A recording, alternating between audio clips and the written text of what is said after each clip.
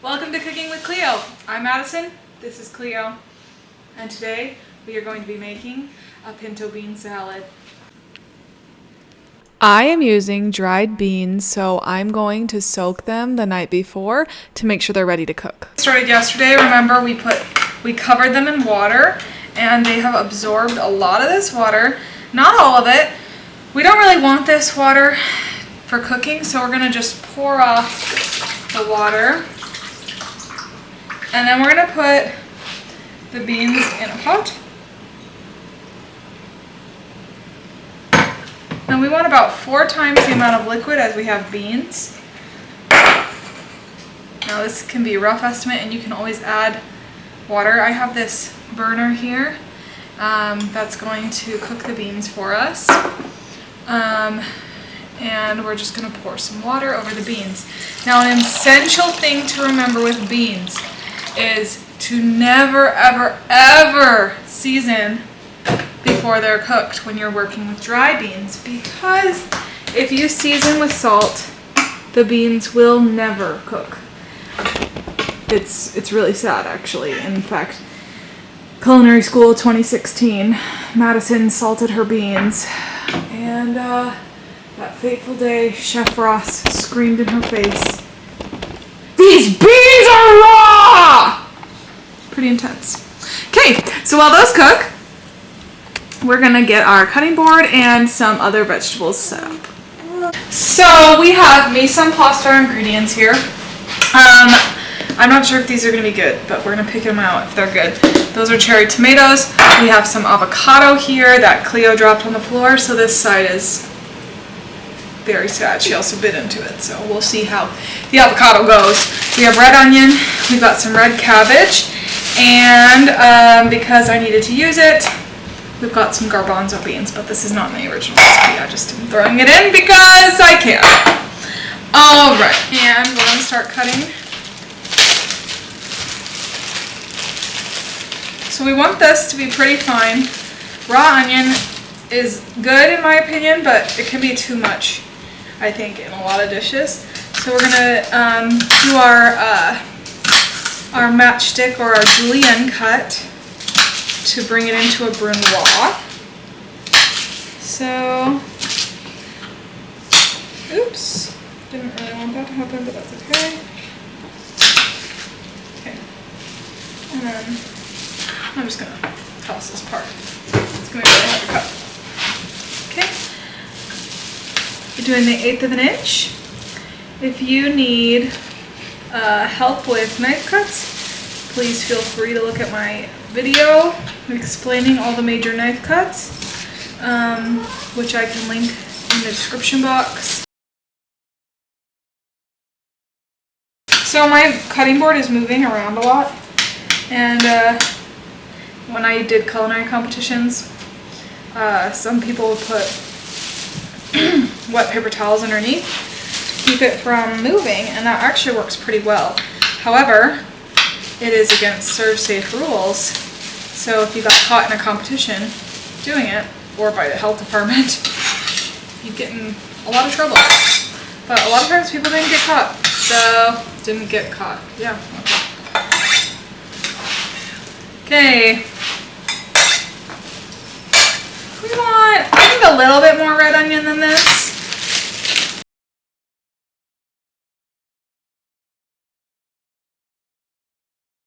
Now, this cabbage we're gonna cut off. I love red cabbages. They're a great food for if you're like, dang, vegetables are so freaking expensive, because everything's expensive.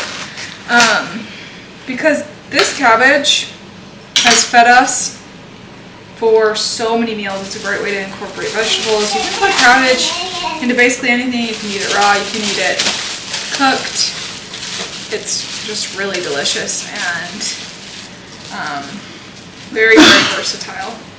We've used it in everything from Asian dishes to Mexican dishes to American dishes. It's just so versatile and I love it. However, because it stretches out for so many meals, I don't buy it very often, because when I do have it at the end, I'm like, oh my gosh, I just gotta get rid of this cabbage. So, great food. I love it.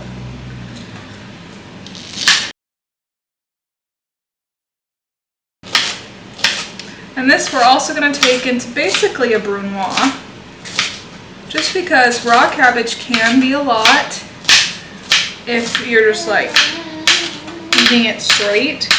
So having smaller slices helps to even out the flavors of the full dish. And I'm going to wait a little bit longer to cut the avocado so that it's not browning while we're waiting for the beans to cook. Typically, beans, once they're brought to a boil, take about 30 minutes to cook from being dry. If you're using canned, which you can, use canned beans, just make sure to drain the beans and then, oops, cutting out really badly. Make sure to drain the beans and then rinse them, and then you can just throw them directly in the salad because they don't have to be warm for this salad. Oh my gosh, I just said we were not cutting the avocado, and what did I do? I started cutting the avocado. Put that back. Don't do that. Don't do it. Alright. Now let's pick through this and see what we got here. This is from a dish I made the other day. Oh, actually these are doing pretty well. I'm just going to pick out the tomatoes in this dish and throw them into our salad. For this dish, you typically have a little bit more cherry tomato, probably about like a full cup, and you just cut them in quarters or halves, whichever you prefer. And yeah, we can throw those in. And now, let's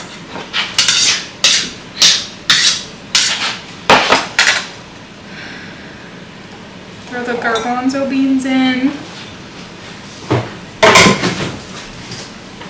And now we're going to create a bit of a sauce for it. So, salt and pepper are important basics to put in pretty much anything and everything. To taste, remember to taste means that when you put your fork in there and you eat it, you want to immediately go back and eat it more. That's what taste means. We're using dried cilantro. I had fresh cilantro, but I used it all the other day. So, dried today. Usually it is fresh for this recipe, but it's alright. And then we're going to do a generous, probably, I would say 1/4 cup of olive oil and about 1/8 of a cup of lime juice. You can use fresh lime juice or bottled like I am. If you're using fresh, I would recommend that you zest your lime as well and put the lime zest in there. It's going to add so much flavor. And now we're going to mix it together in the dressing that we've just created. Now you might be like, wow, that's a lot of dressing, but don't worry, we're adding the pinto beans in, so it's going to be more spread out soon. And this is going to be great because it's going to allow these vegetables to marinate and kind of soak up the flavors. And the beans are gonna, so this is gonna be pretty potent when you eat this because it's a lot of red onion, a lot of cabbage, and once we put the beans in, it's gonna make the flavor a bit more mild, and we'll probably adjust the salt then too. So we're just gonna set this aside, preferably in a refrigerator. Our beans are at a boil. Go ahead and give them a stir, just to make sure the beans aren't sticking to the bottom. And we're gonna look at them. These are not even close to being done, just so you know. So our beans have been boiling here. You can see the water's gone down by about 1/3. And when you look at the beans, Cleo, do not touch this. When you look at the beans, you can see they're starting to expand. But I'm going to show you how you can tell that they're not quite done yet. Okay. Alright. So when a bean is done cooking, it's going to be soft to the touch. And you're going to be able to squish it without there being any hardness. And when you squish this bean, you can see that there is some hardness here. That means our beans are like probably about a little over halfway done. So this is actually a great sign. Okay. So we have the bean in our hand, and it should be like kind of pliable and almost able to burst open. We're very close here. You can give it a taste. When you taste it, it should be soft throughout. we have a little bit of a crunch to it. We don't really want crunchy beans. Remember to check the water periodically and make sure that there's enough water for the beans to continue boiling. You can add hot or cold water as long as it doesn't disrupt the boil too much. And of course, sometimes you won't need. All right, so our beans have been cooking. You can see here, I've lost a ton of moisture, and that is okay. I should have put a little more water on like I told you, but I got distracted. And it's okay. Now we're gonna bring a bean out. So this bean I just brought out of the pot here. This is just something that Nathan is saying from the background. It's okay to be this low as long as it doesn't run out completely. Just keep an eye on it. If you have to add a little bit more water, that's not a problem. Push that bean. It should be soft throughout. You can see how soft that is. That's wonderful. We aren't getting this gritty texture we got earlier. And of course, you can always taste it too if you're unsure. And at this point, it is okay to season the beans. We're not going to worry about that because we're moving on to the next part of our recipe. So we're pulling out our vegetable mixture that we made earlier. We're going to go ahead and strain our beans. Okay, I'm taking a strainer, straining the beans. Because we're doing a cold preparation for this dish, we are going to rinse it with cold water as well. All right, so we've rinsed with some cold water. Bring the pinto beans into our mixture. And we're just gonna stir them in. This, we might actually wanna get a bigger bowl for at this point, but it's actually working okay. Okay, now I've been obsessed with tofu lately, and we're making this pinto bean salad wrap. And I have some extra tofu, so we're gonna start cooking up some tofu to go in our wraps as well. Finish mixing this in. Don't make a huge mess like I am currently.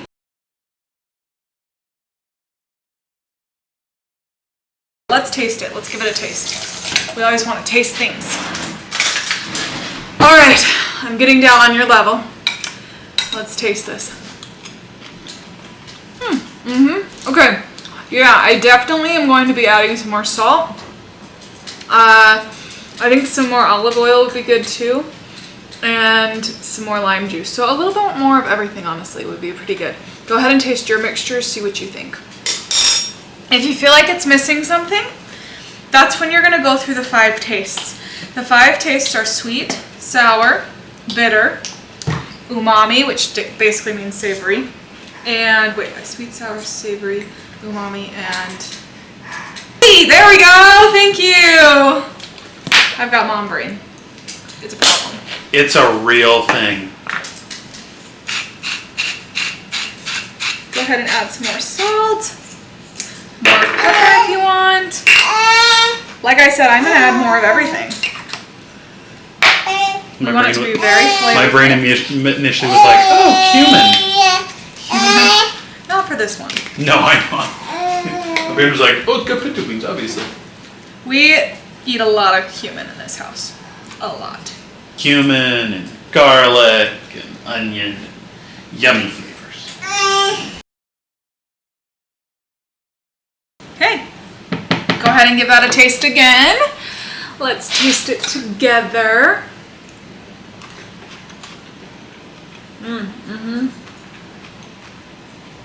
Wow, that's good. Nailed it. Oh my gosh, I forgot to add the avocado. We're gonna do that now. We're gonna add the avocado. Round out the flavor. So if you don't have avocado, you don't have to use it. But I like just keeping it in its like shell, if you will. Cutting it, oops, lengthwise, and then horizontally like this.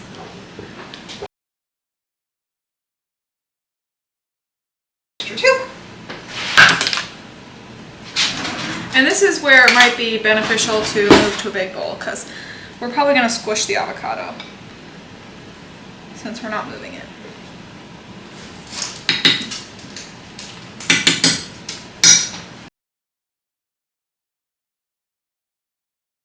Okay, we are pulling our cooking top forward so you can see what I'm doing.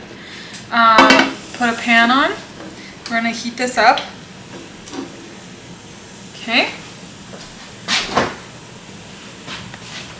I just got a couple tofu slices from the other day, in here. So we're really just gonna straight fry them. My tofu was marinating in olive oil and ginger and some other spices because I made banh mi the other day with tofu. But it doesn't really matter. You can spice it or you can leave it unspiced. We have like plenty of flavor in our pinto bean salad, so either way it works. Okay, we're gonna let this get hot, but I don't have a ton of luck with non-stick, honestly. Maybe because I'm impatient. Now, we're gonna go ahead and put our tofu on. Do we want to hear a slight sizzle there? And we do. So good for us. And I actually think, you know, I was gonna leave them whole, but I think I'm gonna just go ahead and dice them. And I can just dice them straight in the saute pan when I'm making them this small amount. If you're making it for more than just 3 people, maybe dice the tofu ahead of time. I'm doing about a medium dice, but obviously it's not perfect because I'm cutting with a flippin' spatula. Okay, and we can give it a shake and let it continue cooking. We're just going to heat it through because the tofu is not the star of this recipe. This pinto bean salad is. So, let's let this cook. While that is cooking, oh, did you stop the video? Okay, while that is cooking, we can also take out our lettuce. And we're making them into like lettuce wraps. I've been really into lettuce wraps lately. If you're like, gross, Madison, you could just top it on a salad. So either way works. But if you haven't washed your lettuce, please do that. Because otherwise it's very gross. Okay, go ahead and overlay your leaves here.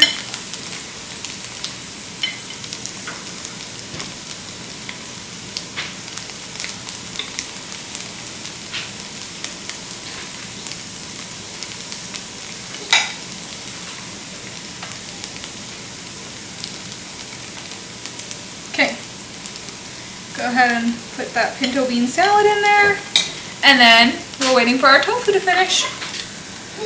Cleo eats basically all the same things we do, and I'm very convinced that this is a great way to teach them to like a lot of different foods. I'm a first-time mom, so I don't have tons of experience, but I think it's a really great way to just get them to eat anything. You know, the more you explore foods, the more they're going to explore foods, in my opinion. So I just put it on there. And then, of course, because she's a baby, I'll cut up this lettuce for her. But it's going to look very similar to what we're eating. I want it to look similar to what we're eating so that when she gets older, she's not going to expect a totally different meal every time I make food. It's going to look exactly like what we're eating. Okay, you can see our tofu's got some nice color on it. Cleo's hungry, so we're stopping cooking now because Cleo runs this house. I'm going to go ahead and give her some tofu, and then we're going to let the tofu cool for her, and we'll put it directly on our lettuce wraps. Go ahead and just put a little bit of tofu. This just adds some extra protein, and it'll make you feel a little fuller longer. And then you're going to go ahead and grab the lettuce. You might have wanted to add one more leaf here, but you can wrap it. And here we have it, our pinto bean salad.